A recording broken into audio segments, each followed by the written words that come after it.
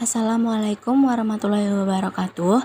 Perkenalkan, nama saya Rizky Amalia dengan NIM 2021 mata kuliah Medical Science. Di sini saya akan mempresentasikan tugas saya, yaitu penyakit cacar air. Saya akan menjelaskan mengenai penyebab, prapatogenesis, masa inkubasi, patogenesis dini atau tanda awal, patogenesis lanjut, dan pasca patogenesis. Yang pertama, penyebab. Penyakit ini disebabkan oleh virus, yaitu virus Varicella zoster. Dapat juga disebabkan melalui kontak langsung dengan penderita dan terkena cairan dari penderita. Tidak hanya itu, memegang langsung barang yang sebelumnya dipakai oleh penderita, seperti baju, spray, atau bantal, itu juga dapat menyebabkan terjadinya penyakit ini. Kemudian ada prapatogenesis. Faktor resiko pada penderita varicella meliputi faktor usia, iklim, dan lingkungan. Pada faktor resiko usia, sekitar 90% kasus terjadi pada anak-anak yang usianya itu kurang dari 10 tahun.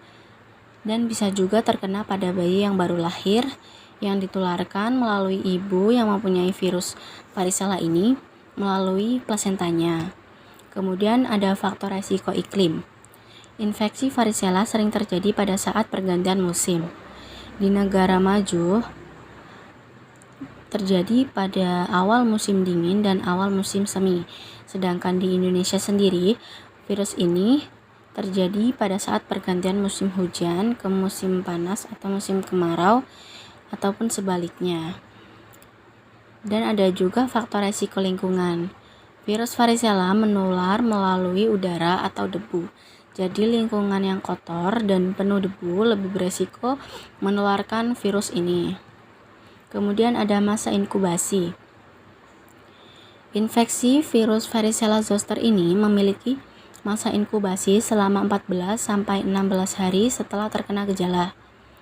Setelah terkena gejala ini, penyakit akan segera muncul. Adapun fase-fase pada masa inkubasi ini, yang pertama ada fase prodromal atau tanda dan gejala awal. Tanda atau gejala awal ini dapat dimulai pada 4-6 hari setelah tubuh terpapar. Yang kedua ada fase viremia sekunder, dikenal dengan tahap lepuh, dimulai paling cepat 10 hari setelah paparan.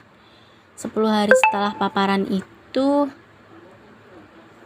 adalah tahap di mana virus akan menyerang lapisan kulit paling atas atau yang disebut epidermis, serta pembuluh darah kecil yang melintasi lapisan epidermis.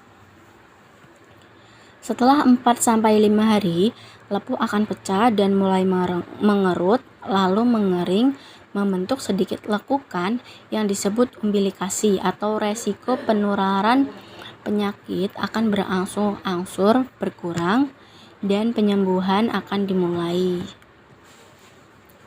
Kemudian ada patogenesis dini atau tanda awal.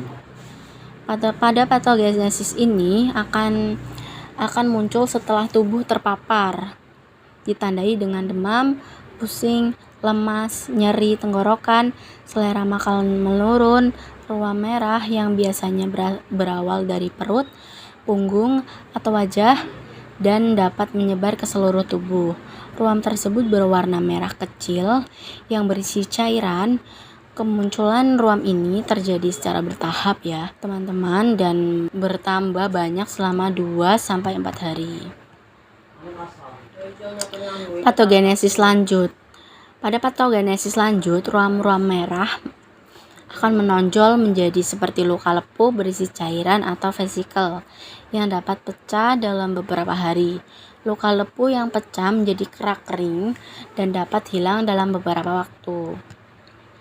Ketiga, tahap perkembangan ruam cacar air dalam tubuh tidak berlangsung dalam waktu yang bersamaan.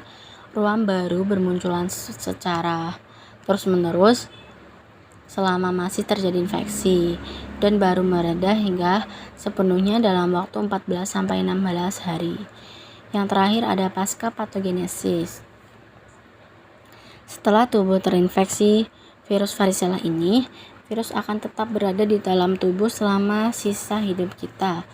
Dan pada tahun-tahun berikutnya, kemungkinan virus itu bisa tiba-tiba aktif kembali dan menyebabkan virus zoster. Dan pada penderita, bekas cacar akan membekas di kulit. Sekian yang bisa saya sampaikan. Bila ada kesalahan, dimaafkan. Terima kasih. Wassalamualaikum warahmatullahi wabarakatuh.